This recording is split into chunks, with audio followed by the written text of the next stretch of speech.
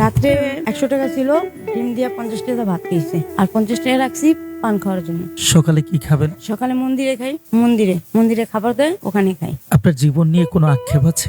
আর দেশের মতন কোনো পথ দেখি না। শেষ তো জীবন, শরীরের ভিতরে দাগ পড়ে গেছে, গালের ভিতরে দাগ পড়ে গেছে, আর কি কম ধরে লাইছি মাদক। সুন্দর একটি জীবন তো বেছে নিতে পারতেন, কেন মাদক খাচ্ছেন, মাদকের সাথে জড়িয়ে যাচ্ছেন কেন? মা যদি আশ্রয় দিত তো এই জগতে আসতাম না, এই জগতে কি আসতাম? আজকে যদি আমার বাবা আমার সাথে এই বেতবি করে, সৎভাবে যদি আমার সাথে এই বেতবিটা করে, সকাল 9টা বাজে যাই আমি মেয়ে লোক কাজে, রাত 10টা বাজে আসি ডিউটি শেষ করলাম, তো এসে কি মা আর বাবা উপরে ঘুমায়, আমি নিচে ঘুমাই, তা বাবা কি করে নিচে এসে আমার লোক দিয়ে ঘুমাই থাকে। তো আমার মারে বলতাম, তো মা বিশ্বাস করতো না। তার একদিন মহাজনের বলছি, তাকে মামা ডাকি, তাকে বলছি, মামা আমার সৎভাবে তো এটি করে আমার সাথে, তুই তো স্বাভাবিক কস নাই, তুই কিভাবে এটি সহ্য করস? আমি আমার মারে বলছি, মারে বলার পরে মাও বিশ্বাস করে না। তারপরে মহাজনের বলছি, পরে মহাজনের বলছে কি, তুই রাইতে বটি লইয়া ঘুমাবি, মনে যদি সাহস বাঁধতে চাস বটি লইয়া ঘুমাবি, ওরা হাতের ভিতরে একটা কূপ মারবি। তো বটি লইয়া ঘুমাইছি, ওর হাতের ভিতরে কূপ দিছি, পরে রাইতে 12টার দিক দিয়া আমার ঘরতে বাই করেছে।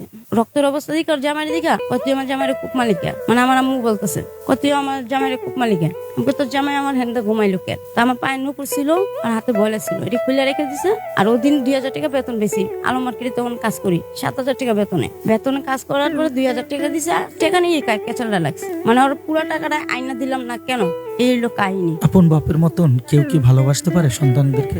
না, যে জন্ম দেয় সেই হলো আসল বাপ, আর ও তো জন্ম দেয় নাই, ও তো আমার সৎ বাপ। ও তো দেখতো আরেক মূল্য নেই, অন্য চোখে 25 টাকা চোখে দেখতো। ওকে আমাকে জন্ম দিছে যে না, আমার জন্ম দিলে আমার পাশে থাকবে, আমার মেয়েটা সাবালিক হবে, তারপরে 5 জায়গায় দেখে 1 জায়গায় বিয়া দিব, ওটা কি আমার বাবার মতন হবে? কখনো তো হবে না। ও তো দেখছে আমার খারাপ চোখে। সৎ বাপ কখনো বাবার মতন হয় না, এটা প্রমাণ দিছে তো। ও যদি আমার 25 টাকা যদি চোখে নাই দেখতো, তো আজকে তো আমি ঘর ছাড়া হইতাম না। আজকে কি খোলা আকাশের নিচে ঘুমাইতাম না, এত মশার কামড় খাইতাম না, তো মানুষের লাত্তি উষ্টা খাইতাম না। আজকে কি 10 দুয়ারে ভিক্ষা করেও খাইতাম না। এই যে 3 দিন জ্বরে পড়ে রয়েছি, কেউ তার গিয়ে বলি না আমার 1 প্লেট ভাত দাও, নাই খাইনি, দিন পার করছি, আর আল্লাহ ডাকছি। এত কষ্ট নিয়ে কিভাবে বেঁচে আছেন? আল্লাহর উপরে ভরসা করি, আল্লাহ আছে, আর আমার নানির দোয়া আছে, ছোট থেকে ভালোবাসি। আর আমার নানি শিখিয়ে দিছে, যার কেউ না আছে তার আছে আল্লাহ। আমার নানি একটাই কথা শিখিয়ে দিয়েছে।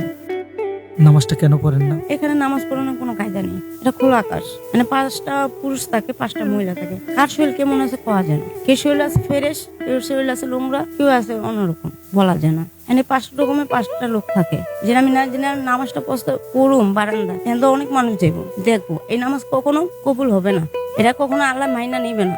এটা কি 4 দেয়ালের মাঝখানে হয়, এটা নামাজ পড়া যায়।